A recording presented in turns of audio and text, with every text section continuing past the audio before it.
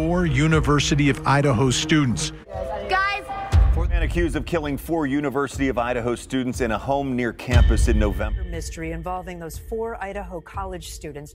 4 University of Idaho students, Ethan Chapin, Kaylee Goncalves, Xana Kernodle, and Madison Mogen, were found murdered in their off-campus home. University of Idaho students were murdered. 4 University of Idaho students were stabbed to death. Tonight, 4 University of Idaho students were murdered. Man accused of killing 4 University of Idaho students goes on trial. Murder of 4 students at the University of Idaho, the campus. University of Idaho students were found stabbed to death in their home. So my name is Stacy Chapin.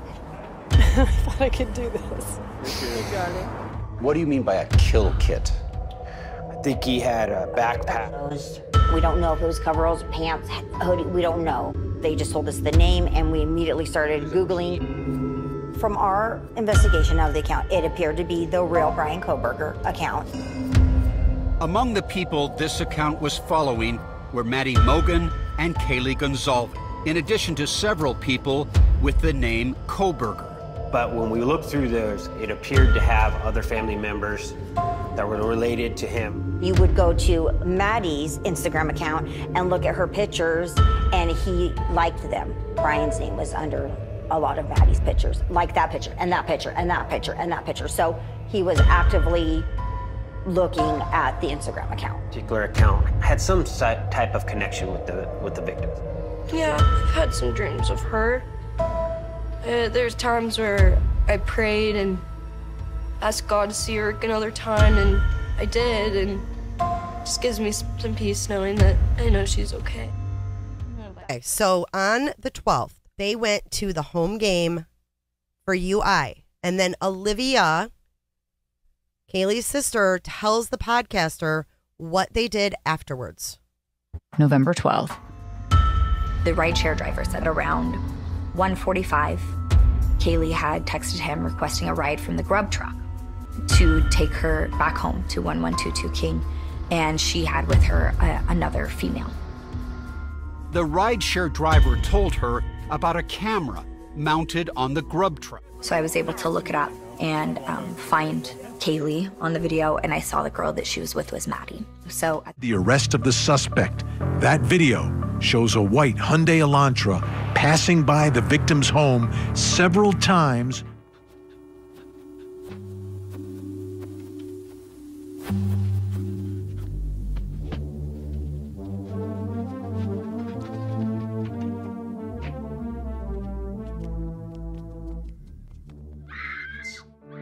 So Ethan will live on through the foundation. That's what motivates us to do this. It's not easy.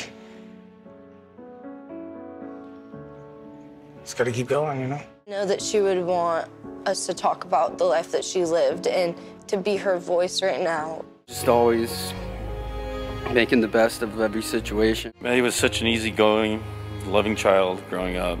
Watching the game with her, and every time the Steelers scored, I'd pick her up and I'd hold her high in the air and we'd celebrate together, and she'd always just laugh so hard at that.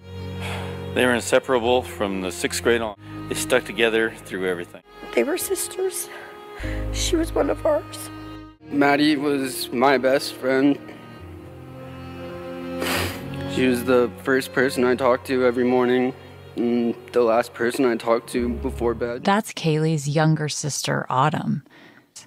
I have this one video of her. We had puppies, and she's got a puppy, and she's dancing around in our pool holding this little itty-bitty puppy, and she's putting it on her shoulders, and she's dancing around in the pool. And that was a really good day with her. She had these bright pink cowboy boots. They had become iconic. When she wasn't wearing them, she would stick them in her bedroom window for the world to see. It was heartbreaking because you could see them in her window for days after she was murdered. Police hadn't closed the blinds yet. Everything in her room was pink, too. Here's the friends. She would always point out small pink things. A pink rug. I love it. February, Olivia gave birth to a baby girl. So her name is Theodora Maddie Kay. Obviously, Maddie Kay is after Maddie and Kaylee. And if one were to believe in signs, there were, says Olivia, several with Theodora Maddie Kay's arrival. In the hospital, her room number, 1113, was the same as the date of the murders, November 13th. And eerily, the time of birth, 4:21 a.m., is in the time frame that Kaylee and Maddie are believed. DNA is great evidence. Bryan Kohberger. I will never forget that name. Bryan Kohberger. Bryan Kohberger. Yeah, we're from Pennsylvania. We actually don't have like crosswalks. Sort of relationships that really aren't tight with these kids. It's the future of this community. There's going to be 10,000, 15,000 kids that come into this community next year, or they don't.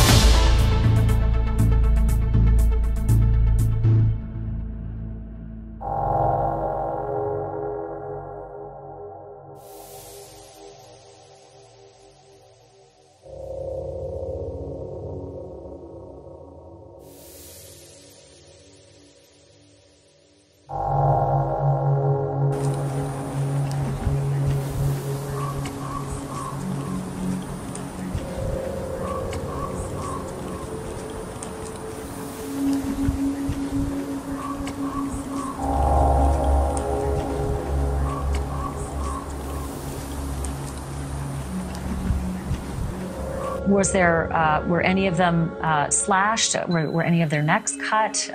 Or were these all puncture wounds?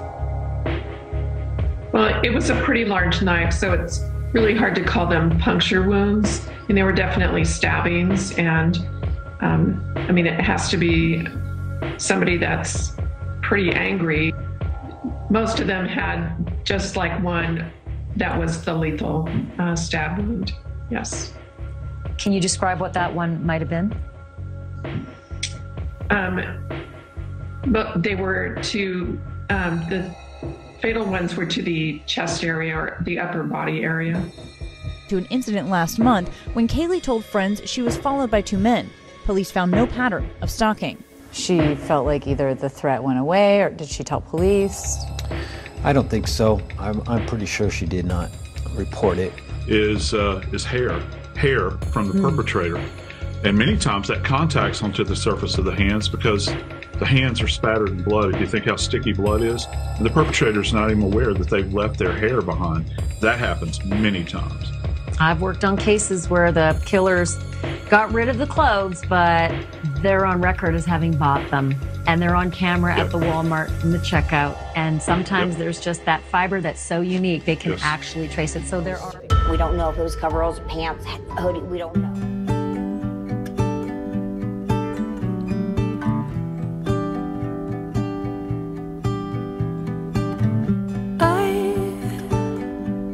Don't want to sit around and wait.